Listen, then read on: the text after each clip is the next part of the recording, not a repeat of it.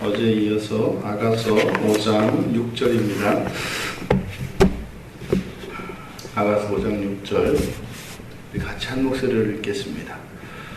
내가 내 사랑하는 자를 위하여 문을 열었으나 그는 벌써 물러갔네. 그가 말할 때 내 혼이 나갔구나. 내가 그를 찾아도 못 만났고 불러도 응답이 없었노라. 아멘. 예, 여기 성경에 보면 내가 한 일과 이제 그가 한 일이 나타나 있는데, 나는 사랑하는 자를 위해서 문을 열고 또 찾고 그리고 불러봅니다. 여기에 이제 사용된 찾고 부르고 하는 후반절에 있는 이 동사가 이제 피해령이라 그래서 이제 강조형입니다. 그러니까 우리말로 하면은 내가 그를 찾고 또 찾아도, 내가 그를 부르고 또 불러도 이렇게 강조되어 있습니다. 하지만 그 결과는 마찬가지로 못 만나고 응답이 없는 것으로 나타납니다.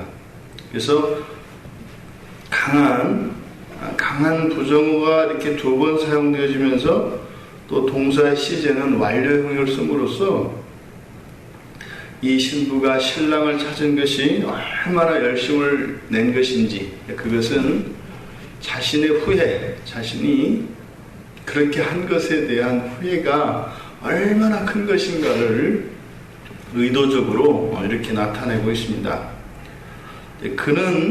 그에 대해서 그의 반응은 물러갔고, 그 이전에 말했고 응답이 없었고, 이렇게 나옵니다.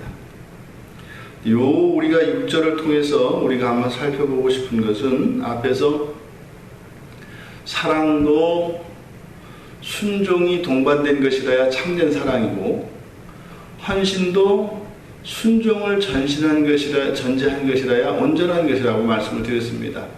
그래서 순종이 없는 그런 사랑의 모든 헌신은, 그것은 오히려 주님께 영광을 돌리고 주님을 위한 것이 아니라 그 결국은 나를 위한 것이 되어버려서 오히려 그것이 주님과 나 사이에 해악을 끼친다고 말씀을 드렸습니다. 지금 여기에서 보면 다시 여인이 첫사랑을 5절에서 회복했지 않습니까? 사랑을 회복해서 이제는 문을 열었고, 그리고 찾고 또 찾고 부르고 또 불렀습니다. 그랬는데 거기에 대한 주님의 반응은 즉각적으로 오시는 것이 아니라 응답이 없습니다. 이게 우리가 이미 많이 경험하는 거거든요. 돌이켜서 회개하고 이제 순종했는데 이쯤 했으면 이제 주님이 맞장구를 쳐줘야 되는데 안 해요. 끈단 말이에요. 그럼 이제 그 순간에 이제 조금 이제 시간이 길어지면 이렇게 혈압이 오릅니다. 참을 만큼 참았고 지금까지 하지 못했던 그 분량을 이미 뛰어넘었는데 지금이 아니라 진즉에 이제 주님이 어떤 반응을 나타내야 되는데 안 한다 이 말이죠. 그러니까 속에서 약간 이제 불만이 나오기 시작하죠.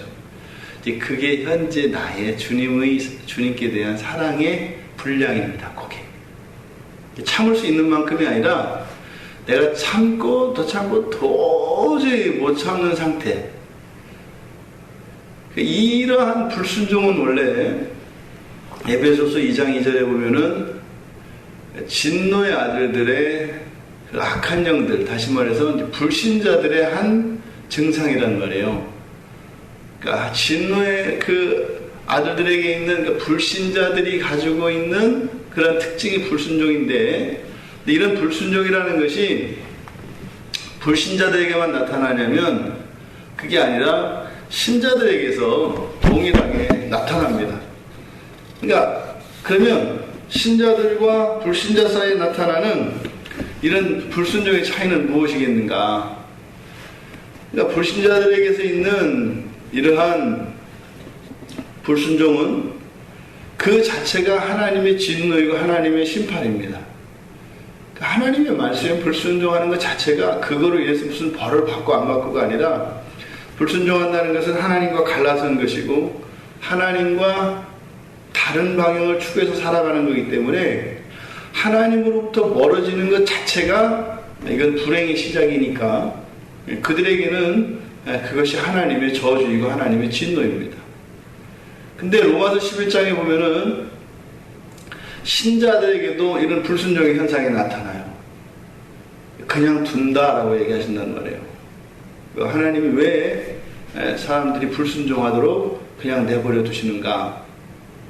모든 사람들에게 긍휼을 입히기 위한 것이라고 말씀을 하세요. 그러니까 하나님이 차별이 되게 심해요. 하나님 자녀들과 하나님 자녀가 아닌 사람하고는 어마어마한 차별이 있어요. 근데 그것은 운명적인 차별이 아니라 언제든지 그 차별 안으로 들어올 수 있는데 안 들어온단 말이죠. 왜 차별하냐 이렇게 얘기를 하고 예수를 믿고 그저 주님 앞에 나오면 되는데 그걸 부대불 버팅기는 게 그 사람의 고집스러움입니다. 그러니까 신자들에게서 나타나는 이 불순종은 오히려 긍휼을 입으셔서 그 신자들로 하여금 성화의 진전을 위하여 현재 자신의 상태를 보게 하고 하나님의 은혜를 구하며 하나님 앞에 순종하는 사람으로 만들게 합니다. 그러니까 불순종이 결국은 신자들은 순종으로 나아가게 한다 이 말이에요. 그 불순종과 그 순종의 차이, 순종의 사이, 거기에는 시간이 소요됩니다. 시간만 소요되는 게 아니라 고통이 동반이 됩니다. 불순종하는 내가 어떠한 일들에 있어서 불순종하는 내가 반드시 순종하게 됩니다. 그런데 그렇게 되기까지에는 아픔이 있습니다. 그거를 연단이라고 하죠. 신자들에게서 나타나는 이런 불순종은 그래서 순종으로 돌이키기 위해서는 회개가 필요합니다. 근데 이 회개가 즉각적으로 하나님의 반응으로 나타나는 것은 아니다. 왜? 이 회개는 잘못했으니까 잘못한 것을 인정하고 이렇게 페널티로서 벌로서 주시는 것이 아니라 그런 불순종 자체가 순종이라고 하는 목표를 위하여 하나님께서 그저 관용해 주신 것이기 때문에 회개도 이 회개가 하나님께 그 주도권이 있는 것이 아니라 사실은 무엇이에요? 나에게 주도권이 있다 이 말입니다. 회개는 내가 내려놓지 못하고 붙잡고 있는 그것들을 내려놓는 시간이죠, 사실은. 가끔 이제 우리 지체들과 신방을 하다 보면 지체들이 이제 어려움에 처해 있는 경우가 있습니다. 그러면은 정말 이제 하나님의 도움이 필요하고 기도가 필요한 경우가 있고요. 근데 어떤 때는 본인이 힘을 빼야 될 때가 있습니다. 그런 걸 제가 이렇게 주먹쥐는 거로 얘기를 해요. 주먹쥐는 거로. 그래서 막 혼자 막 힘을 이렇게 꽉 쥐고 있는 거예요. 예전에 저쪽 성결교단의 어느 훌륭한 목사님이 이렇게 왼손을 이렇게 주먹쥐고 사시는 분이 계셨어요. 그래가지고 이제 어느 날 다들 이제 장애가 있는 것으로 다 이제 여겼답니다. 그래서 어느 기자가 보니 하도 이제 궁금해서 찾아가서 여쭤봤어요. 그런 어떤 역사 속에 그 위인들이 있잖아요. 다른 사람들이 못하는 걸 할 수 있다. 그 기자가 찾아와서 목사님, 이거는 뭐 정말 실례인 줄 압니다만 그 왼손을 꼭 쥐고 다니시는데 장애이신가요? 아니면 무슨 사고가 있으셨나요? 그랬더니 이렇게 이제 보이시면서 목사님이 껄껄껄 웃으시더래요. 근데 이야기인 즉슨 이 목사님이 젊은 시절에 이제 목사로서 살아가는데 그렇게 주님이 주인이 아니라 말로만 주님 해놓고 진짜 주인은 목사님 자신이더라는 거예요. 그래서 오히려 자기가 주님을 부리면서 살더래요. 내가 이렇게 마음을 먹었으니까 주님은 그렇게 하시고 내가 이렇게 결정했으니까 이해하시고 이런 식으로 살더라는 거예요. 그래서 깊이 회개를 하셨답니다. 못된 놈이로구나. 그래서 가만히 생각을 해보니까 주님을 잊고 살더래요. 생생하게 두 눈을 시퍼렇게 뜨고 계시는 주님을 잊고 살더래요. 마치 오래전에 돌아가신 우리 할아버지 할머니처럼 주님도 그렇게 생각하고 살더래요. 그래서 이 못된 소갈머리를 이걸 어떻게 고쳐야 되나, 고칠 수가 없겠더래요. 그래가지고 주님을 붙잡는 수밖에 없겠구나. 그래가지고 이 왼손으로 주님을 꽉 잡았대요. 놓으면은 내가 또 주인 될 걸 알기 때문에 붙잡고 사신대요. 여기 주님 손이 있습니다. 이렇게. 제가 그 목사님 간증을 듣고 되게 은혜가 돼서 저도 또 이제 따라서 해보려고 해봤어요. 이야, 1시간 지나니까요, 여기가 아파요. 여기 이렇게 손톱이 닿는 자국 있잖아요. 1시간 정도, 1시간도 채 되기 전이야. 한 40분, 50분 되니까요. 여기 손톱이 살에 닿는 요 부분이 그렇게 아파요. 요걸 이렇게 해서, 그러니까 뭐 여기서 또 힘을 뺐단 말이죠. 아프니까. 이렇게 또 펼 수는 없고. 한다고 해놓고 그 1시간 못 해도 되겠어요? 한 2시간을 해야지. 근데요, 요령을 풀어도 힘들 때는 힘들잖아요. 이렇게 좀 움직여도 그 옆에 닿는데 살갗이 아파요. 제가 얼마나 눈물이 나든지요. 그러니까 그분도 똑같은 손이니까 그랬을 거란 말이죠. 그렇게 하고 이제 길 가다 신방을 하다 보니까 가방 들고 가다가 전화가 오잖아요. 그때 이놈 가방이 그때 그랬다 따라 이렇게 어깨줄을 빼놔가지고 그때 손잡이가 이렇게 손만 들어가잖아요. 팔이 안 들어가고. 그러니까 이제 속으로 주님 제가 전화가 와서 전화 받아야 되니까 잠깐 이렇게 좀 지금 잠깐 펴면 안 될까요? 웃기는 거죠. 너 혼자 네가 알아서 하세요. 그걸 왜 나한테 허락을 구해? 뭐 이러는 거죠. 이게 뭐 다리 사이에 끼우고 이제 전화 받고. 이제 한 2시간을 이제 그랬어요. 야, 진짜 내 골수에 불순종이 이렇게 배어 있구나. 심지어는 주님의 말씀이 아니라 내가 주님께 하겠습니다라고 이야기했던 그것조차도 오래 못 가는 거예요. 그 목사님 같이 제가 이렇게 훌륭해서 평생을 왼손을 쥐고 다니는 사람은 되지 않았지만, 근데 그 기억이 제 마음속에 굉장히 남아있어요. 우리가 이렇게 순종할 수 없는 사람인데 그렇게 순종으로 나아가기를 하나님은 기뻐하세요. 우리를 순종할 수 있는 사람으로 끊임없이 주님께서는 만들어 가십니다. 그게 회개거든요. 회개는 잘못하는 걸 깨우치고 반성하고 두 손 들고, 그래서 부모 마음을 시원하게 하는 그런 거지. 네가 잘못했지, 네가 굴복해야지. 졌다고 선언하는, 자기의 잘못을 시인하는, 이게 중요한 것이 아니라, 그거는 진노의 아들들에게 하시는 방식이고, 하나님의 관심은 거기에 있지 않아요. 인정을 하고 안 하고가 아니라 그 순종의 한계를 뛰어넘어 더 높은 순종에 이룰 수 있는. 그래서 어떻게 해요? 하나님의 마음이 우리의 마음이 될 수 있을 때까지. 어제도 우리가 말씀을 나눴습니다만, 그리스도의 형상에 우리는 완전히 이르게 될 텐데, 그리스도를 만나는 그날에 주님을 보고 내가 그렇게 된 걸 보고 깜짝 놀라게 될 텐데, 바로 우리 그리스도인들의 삶은 그러한 과정의 연속이다 말입니다. 그러니까 날로 날로 새로워지는 거예요.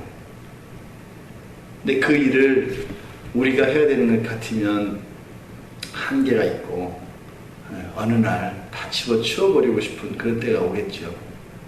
근데 우리가 하는 일이 아니라 성령께서 우리를 그렇게 빚어가시기 때문에 우리가 절망하지 않고 쉼없이 주님의 형상을 닮아가기를 소원하고 그렇게 되어져 가는 것입니다. 오늘 술람 여인은 그렇게 찾아도 못 만났고 불러도 응답이 없었던 이 주님을 통해서 이 뒤로는 이러한 불순종이 다시 일어나지 않았을 것입니다. 근데 우리의 삶 속에서는 동일한 것이 반복되어진단 말이죠. 그것은 무엇이에요? 온전한 회개가 아니기 때문에 그렇습니다. 온전한 회개는 반드시 우리로 하여금 돌이키게 합니다. 그래서 불순종의 자리에서 순종의 자리로 나아가게 합니다. 이러한 온전한 회개와 온전하지 못한 회개, 후회라고 할 수 있겠죠. 우리가 종종 혼동할 수 있는 게 후회하는 것과 회개하는 것을 우리가 착각을 합니다.